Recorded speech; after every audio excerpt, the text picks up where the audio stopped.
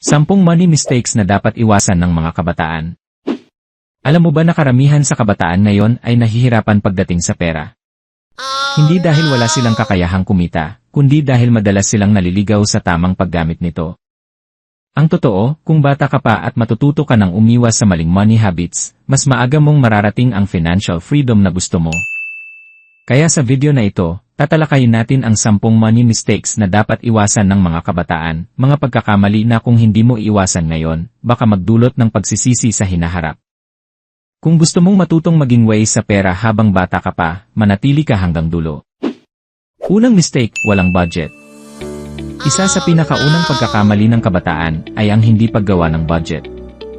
Kung magkano man ang allowance o sahod nila, diretso agad sa gastos. Parang tubig lang na dumadaloy at nawawala. Tandaan, ang budget ang nagsisilbing mapa ng pera. Kung wala ka nito, maliligaw ka palagi.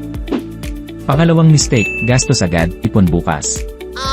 Marami ang iniisip na, mag-ipon ako kapag may sobra. Pero ang problema, walang natitira kasi inuuna lagi ang gastos. Ang tamang mindset, pay yourself first, unahin ang ipon bago gumastos. Kung kabaligtaran ang ginagawa mo, siguradong wala kang maiipon kahit tumanda ka. Pangatlong mistake, sobra sa luho. Milk tea araw-araw. Bagong damit kada linggo. Hindi masama mag-reward sa sarili, pero kapag sobra na, malaking butas sa bulsa ang dulot nito. Kung bibilhin mo ang lahat ng gusto mo ngayon, paano ang future mo bukas? Pang-apat na mistake, umaasa sa utang. Maraming kabataan ang natutukso sa credit card at online utang. Akala nila, libre lang, pero sa huli, mas malaki ang babayaran. Masama ang bad debt, utang para lang sa bisyo at luho. Kapag nasanay ka rito, mahihirapan kang kumawala sa utang cycle. Pang-limang mistake, walang emergency fund. Akala ng kabataan, hindi nila kailangan ng emergency fund. Pero paano kung bigla kang magkasakit o mawala ng kita? Kung wala kang ipon, utang ka na naman. Kaya importante ang 3-6 months na emergency fund kahit gaano ka pa kabata. Pang-6 na mistake, walang long-term goals. Maraming kabataan ang walang direksyon pagdating sa pera. Kaya kahit anong kinikita nila, nawawala lang sa wala. Kung wala kang goal, katulad ng makabili ng bahay, makapag-ipon para sa negosyo, o makapag-travel ng hindi baon sa utang, hindi mo makikita ang halaga ng bawat pisong hawak mo. Pang-7 mistake, procrastination sa pag-invest.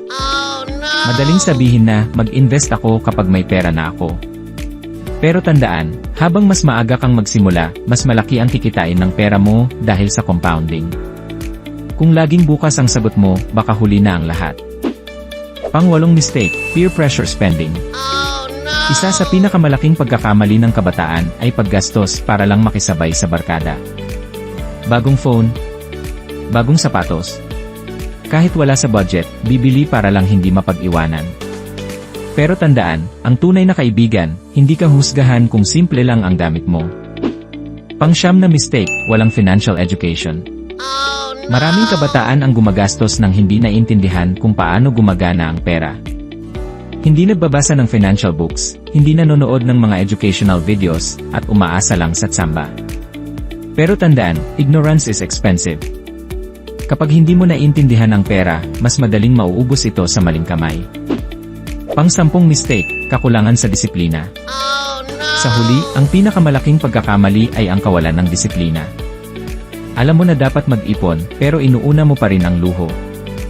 Alam mo na mali ang utang, pero ginagawa mo pa rin. Ang disiplina ang susi sa financial freedom, at kung wala ka nito, kahit gaano kalaki ang kinikita mo, mawawala rin lahat. Ngayon, nakita mo na ang 10 money mistakes na dapat iwasan ng mga kabataan. Kung bata ka pa, may malaking advantage ka, dahil may oras ka pang itama ang mga maling habits, bago pa ito lumala. Hindi ito tungkol sa laki ng pera mo ngayon, kundi sa tamang mindset at disiplina. Kaya simula ngayon, iwasan mo ang mga money mistakes na ito, at unti-unti mong mararating ang mas maginhawa at masaganang kinabukasan. Tandaan, ang tamang diskarte sa pera ay nagsisimula sa tamang desisyon, at ang desisyong iyon ay nasa kamay mo.